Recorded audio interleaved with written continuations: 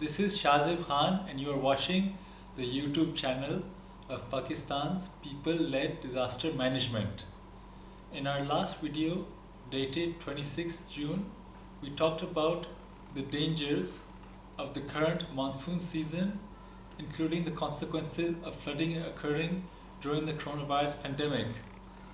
Today is 28th June. In this video, we will talk about the intersection of the COVID-19 pandemic and another form of extreme event, civil unrest. On 15th April 2020, the IMF, International Monetary Fund, predicted that the coronavirus pandemic could make possible the outbreak of civil unrest in the countries that it affects. It said that civil unrest is most likely to break out if government responses to the pandemic are seen as insufficient, are seen as incompetent, or are seen as favoring certain people like the richer people, the wealthy. And it also predicted that unrest and mass protest is unlikely to break out while lockdown measures are in place, but they could happen once these measures start to be eased, and it seems like the pandemic is being brought under control. Now, the coronavirus pandemic is a worldwide event. That means that the civil unrest that could stem from it would also be a worldwide phenomena. So far, we haven't seen much of it breaking out across the world.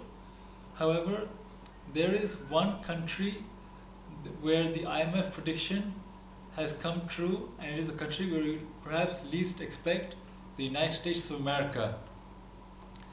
That country became the epicenter, the world epicenter of the pandemic early on. It now has the lion's share of the world's cases and fatalities, and it is where unrest all over the nation suddenly broke out after the killing of George Floyd by a Minneapolis police officer.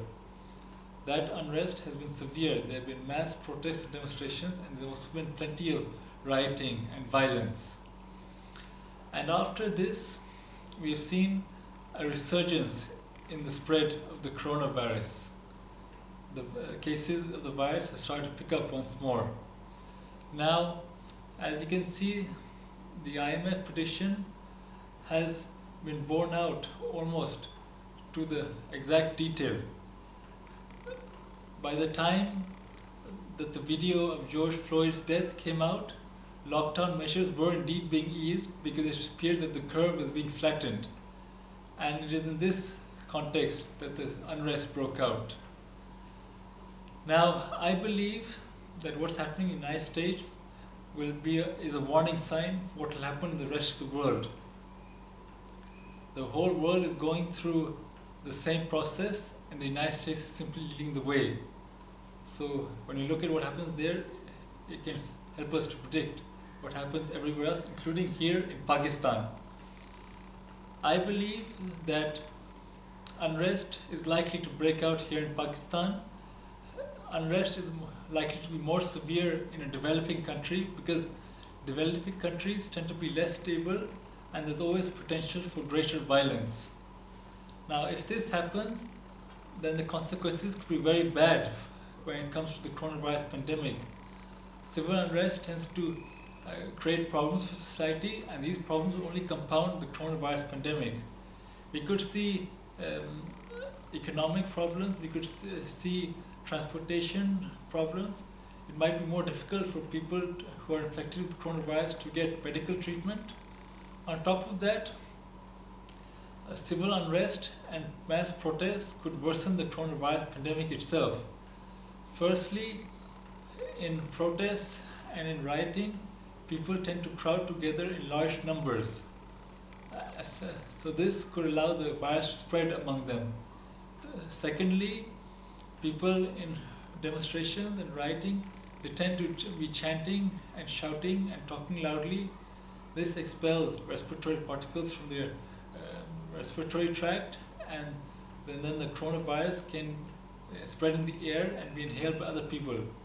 Thirdly, contact tracing and testing are important means of fighting the coronavirus, but when there's mass civil unrest, you can say they're out of the question.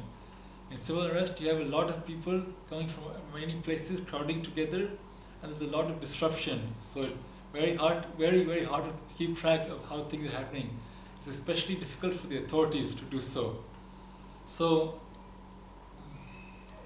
civil unrest, if it breaks out, it could undo all our effort to fight the coronavirus pandemic.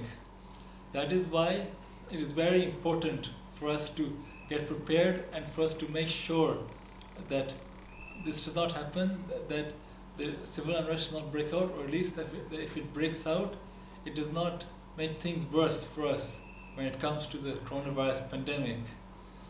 So right now I'm just leaving a message for you, my viewers. You have a part to play in all this to fight the virus, and if you ever choose to engage in protests and demonstrations, please do so in a safe manner. In our next video, in our upcoming video, we will talk about the ways that you can engage in protest safely during the coronavirus pandemic. For further information, please read the blog post that I wrote on PPLDM's official blog titled Civil Unrest and Virus Transmission. Link is in the description below. Thank you.